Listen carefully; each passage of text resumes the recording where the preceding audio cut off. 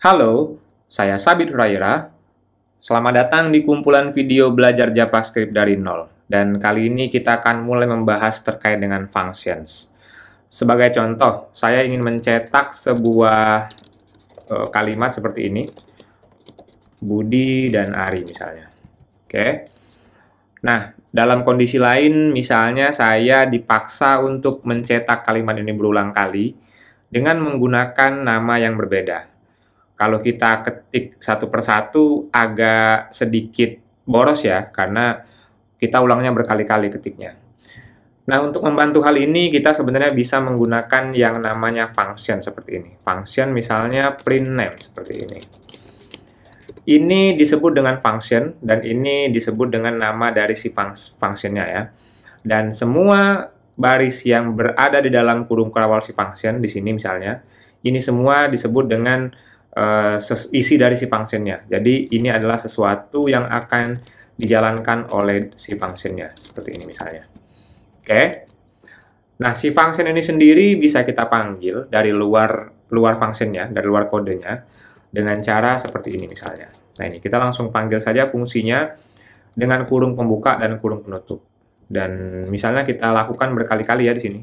Seperti ini. Jadi kalau kita jalankan di sini, nah, maka akan muncul Budi dan Ari sebanyak 5 kali. Satu kalinya dari atas, oke. Sementara yang 4-nya ini dipanggil dari si function. Jadi, seperti ini ceritanya, kita memanggil sebuah fungsi yang namanya print name, oke.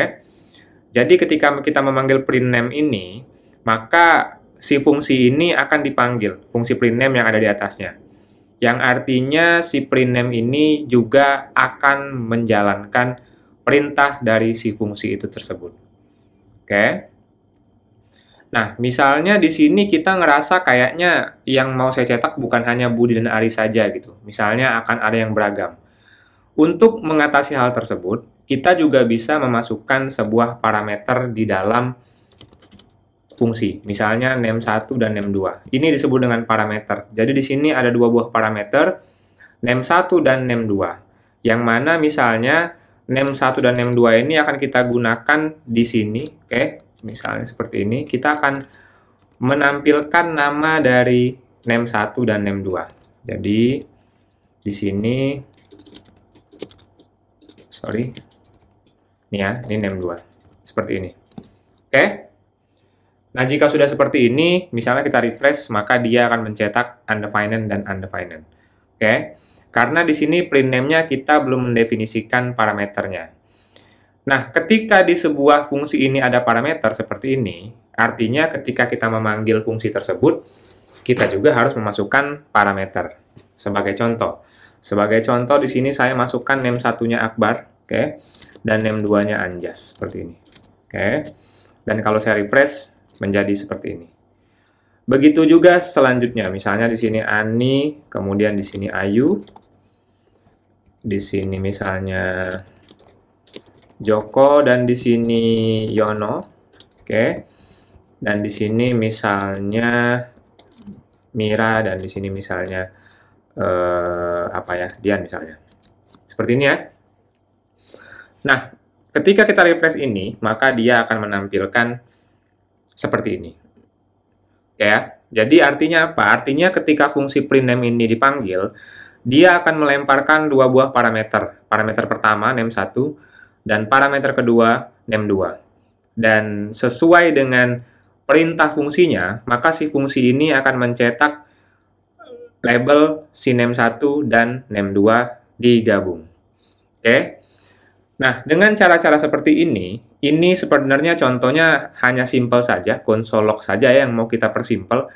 Tapi dalam kasus-kasus lainnya, kalian akan menemukan sebuah pekerjaan yang sama akan dilakukan secara berulang-ulang.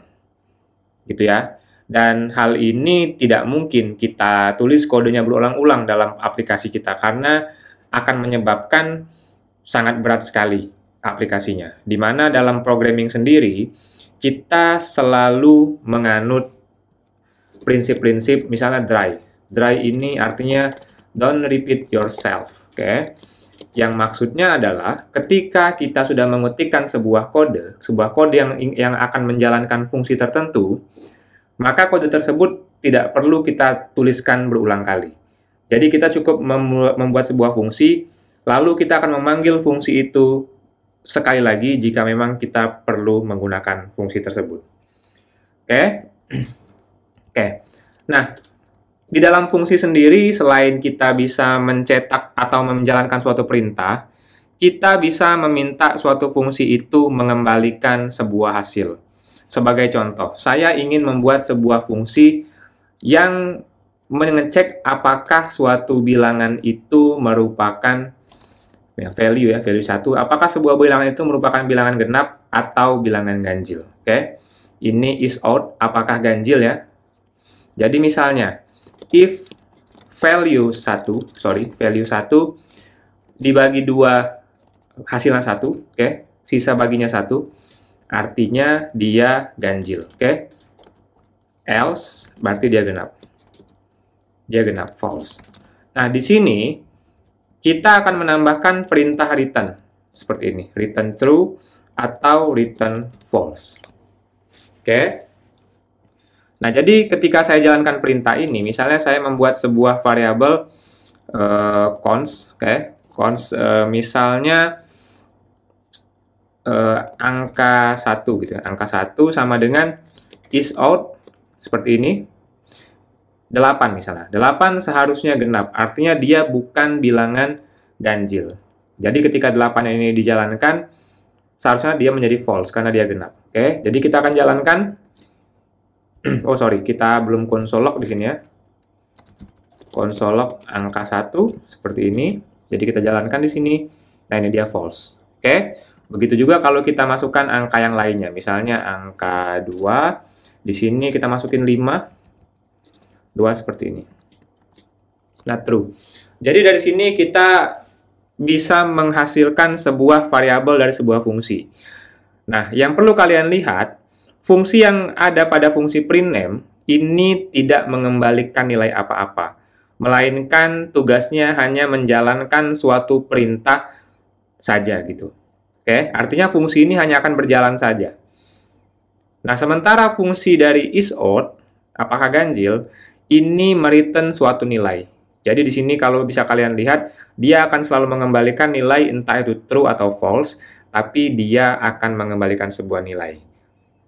Dan bila kalian lihat, artinya kalian bisa mendefinisikan sebuah variabel seperti ini, const misalnya, dengan sebuah fungsi. Oke, itu terkait dengan si fungsi. Nah, cara penulisan fungsi di JavaScript sendiri ada banyak jenis, oke. Jadi ini disebut dengan cara standar, oke. Jadi misalnya akan saya ambil isOut ini ya, seperti ini.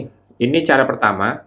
Cara kedua, kalian bisa mendefinisikan sebuah fungsi dengan cara lain, misalnya seperti ini, const nama fungsi seperti ini, fungsi sama dengan function seperti ini ya. Function, oke, seperti ini. Kemudian nanti kita bisa buka tutup, baru di sini memasukkan perintah ini, perintah if-nya ini, seperti ini. Oke ya. Nah, ini sebenarnya juga sama dengan ini, hanya saja cara penulisan fungsinya berbeda. Tetapi cara memanggilnya sebenarnya sama. Sebagai contoh, saya akan memanggil angka 1 misalnya. Saya ulang lagi ya, angka 1. Nama fungsi, seperti ini ya, nama fungsi. Nah, di sini kita harus meletakkan sebuah parameter lagi dalam sini, dalam si expression-nya. Karena fungsi isOut ini punya parameter, value 1. Di sini juga misalnya kita akan masukkan parameter, sehingga kita akan memanggil misalnya 9. 9, oke, kita console log. Oke, angka 1 seperti ini. Dan kita akan lihat hasilnya. Oh, ini sorry, ini error karena saya pakai name fungsi, padahal di sini harusnya menggunakan nama fungsi seperti ini. Oke, jadi kita jalankan ulang. Nah, ini true. Jadi angka 9 memang benar ya, memang angka 9 itu ganjil, yang artinya di sini cara kerja isOut dengan fungsi yang di bawah, oke. Jadi keduanya sama. Hanya saja yang cara di bawah ini menggunakan cara penulisan yang bisa disebut sebagai expression. Jadi di sini kalau kalian lihat, dia akan mendefinisikan nama fungsinya dulu, baru dia memasukkan fungsinya apa, seperti ini. Berbeda dengan cara yang di atas, kalau cara yang di atas, dia memasukkan keyword function, kemudian memberikan nama dari si fungsinya. Oke? Nah, ini cara yang kita sebut dengan expression. Cara ketiga, bentar, ini saya rubah aja kali ya, ini is_out 2 kali ya, is_out 2. Biar kita tahu kalau ini sama-sama fungsi is_out ya. Oke, nah cara ketiga disebut dengan row. Oke, row function. Row function sedikit berbeda, jadi kita menggunakan seperti ini, const is_out 3 misalnya. Oke, row function menggunakan seperti ini, misalnya value 1. Oke, seperti ini. Kemudian di sini baru kita masukkan perintah ini ya. Perintah ini kita masukkan seperti ini. Oke. Kemudian di sini akan kita masukkan seperti ini. Oke ya. Nah, kalau kalian lihat di sini, ini juga sama tugasnya. Jadi yang pertama kita memasukkan langsung nama fungsinya, yaitu is_out 3. Oke. Dari is_out 3 ini kita akan sama dengannya apa? Sama dengannya yang pertama kita akan mendefinisikan parameternya dulu. Dalam hal ini value 1 ya. Dari yang di atas juga value 1. Kemudian kita kasih row. Tadi ya seperti namanya ini row tadi. Di dalam row ini baru kita definisikan perintah dari si fungsinya dengan memberikan kurawal pembuka dan kurawal penutup. Oke. Seperti ini ya. Jadi ini kalau kita jalankan, maka dia akan misalnya const angka 3. Ini berarti dari si is_out 3 ya. Is_out, misalnya is_out 3 ya. Is_out angka 19 seperti ini. Kita akan konsol angka 3 seperti ini. Maka hasilnya adalah true. Oke, 19 true. Bila 18 kita lihat seharusnya dia false. Dia false. Oke. Itu terkait dengan expression. Jadi ada 3 tata cara penulisan ya. Ini cara pertama, kemudian yang expression itu cara kedua, oke. Dan yang ketiga ini cara dengan row. Oke. Nah, itulah contoh penulisan function dalam JavaScript untuk mengasah lebih jauh kemampuan kita. Jadi sekarang kita akan coba membuat sebuah function. Kita akan buat sebuah function untuk menghitung luas persegi. Oke. Seperti itu ya. Jadi kita akan gunakan cara yang mana nih? Kita pakai cara kedua aja kali ya, cara yang ini ya. Jadi kita akan pakai cara kedua, kita akan mendefinisikan sebuah function untuk menghitung luas dari persegi. Jadi nama functionnya area rectangle. Oke. Seperti ini ya. Sama dengan function seperti ini. Oke, nah kalau kalian ingat, cara untuk menghitung luas dari suatu persegi adalah panjang dikali dengan lebar. Oke, yang artinya di sini kita akan masukkan pertama variabelnya apa? Variabelnya panjang, variabel parameter yang pertama. Yang kedua, variabelnya lebar. Oke, sudah selesai ya. Nah, sekarang kita akan mereturn nilai dari luas areanya. Jadi rumus dari si luas persegi adalah panjang dikali lebar, seperti ini. Oke ya. Nah, sekarang misalnya kita mau mencari sebuah persegi panjang. Rectangle 1 ya misalnya. Rectangle 1 seperti ini. Misalnya rectangle 1 ini kita masukkan fungsinya area rectangle dengan panjangnya 6, oke, dan lebarnya itu 4, seperti ini. Oke, dan sekarang kita akan cetak console log, berarti di sini rectangle 1. Seperti ini ya. Oke, kita akan lihat hasilnya, ini 24. Sudah benar ya, berarti si area rectangle ini sudah mengembalikan nilai luas dari si rectangle-nya. Oke. Nah, yang kedua kita akan coba sekali lagi dengan menggunakan cara ketiga ya, cara yang ketiga, cara X arrow. kita ingin mencari keliling dari suatu persegi panjang. Dan kalau kalian ingat, cara menghitung keliling persegi panjang itu berarti kita harus menjumlahkan semua panjang sisi-sisinya. Artinya jadi rumus dari si keliling persegi panjang? Artinya 2 dikali panjang plus lebar. Oke, sekarang kita akan buat sebuah fungsi lagi. Namanya perimeter. Oke, perimeter area. Perimeter rectangle ya. Seperti ini ya. Jadi dia akan mencari kelilingnya dari si persegi panjangnya.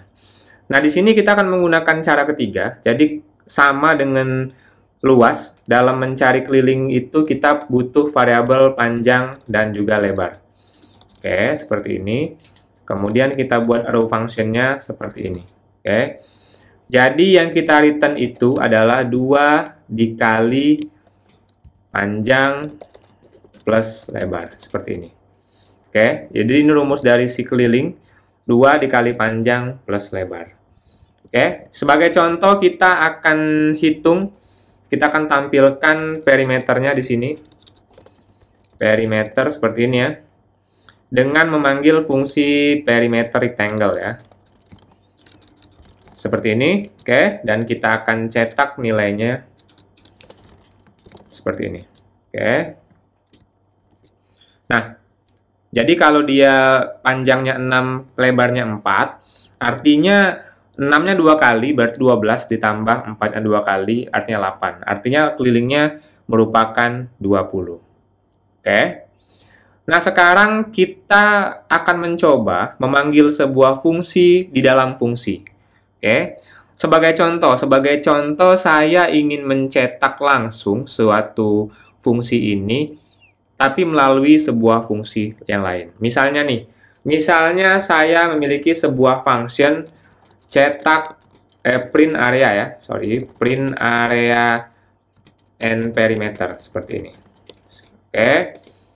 Di mana nanti dia sudah punya parameter panjang dan lebar. Oke. Nah, tugas dari fungsi ini, yang pertama fungsi ini harus mencetak konsolog. Konsolognya apa? Konsolog pertama dia harus mencetak area rectangle seperti ini ya, area rectangle dengan menggunakan parameter panjang dan lebar yang ada pada fungsi ini. Oke. Yang kedua, dia akan mencetak perimeter rectangle juga dari parameter ini ya. Oke. Jadi di sini saya tambahin ya. Konsul misalnya log luasnya sama dengan sekian. Oke. Kemudian di sini kelilingnya sama dengan sekian ya. Oke ya, seperti ini ya. Nah, di sini kalau kalian lihat saya memanggil 2 buah fungsi yang sudah kita buat sebelumnya dari sebuah fungsi. Jadi ada fungsi di dalam fungsi. Oke, dan di sini kita akan panggil, saya akan panggil langsung saja nilainya. Saya akan minta jalankan saja nilainya langsung, print area and parameter, dengan nilai misalnya 7 dan juga 5, seperti ini. Jadi di sini panjangnya 7, lebarnya 5. Kita akan coba print seperti ini. Jadi di sini kita lihat ada ditemukan error. Error ini karena fungsi perimeter rectangle ini, menggunakan huruf kecil di awalnya seperti ini. Oke ya. Jadi kita ulang lagi. Nah, jadi di sini sudah kelihatan ya luasnya 35. Jelas kalau 7 dan 5 artinya panjang kali lebarnya 35. Sementara kelilingnya sama dengan 24. Artinya 7 dan 5 gitu ya. 5 tambah 5 10, 7 tambah 7 14 dijumlahkan menjadi 24. Nah, jadi itulah tata cara untuk mengelola fungsi di dalam JavaScript. Oke, jadi kalian bisa lihat fungsi bisa kalian panggil dari luar kode maupun dari fungsi yang lainnya. Oke, sekian dari saya. Kalau kalian bingung silahkan tanyakan di kolom komentar. Terima kasih, sampai jumpa.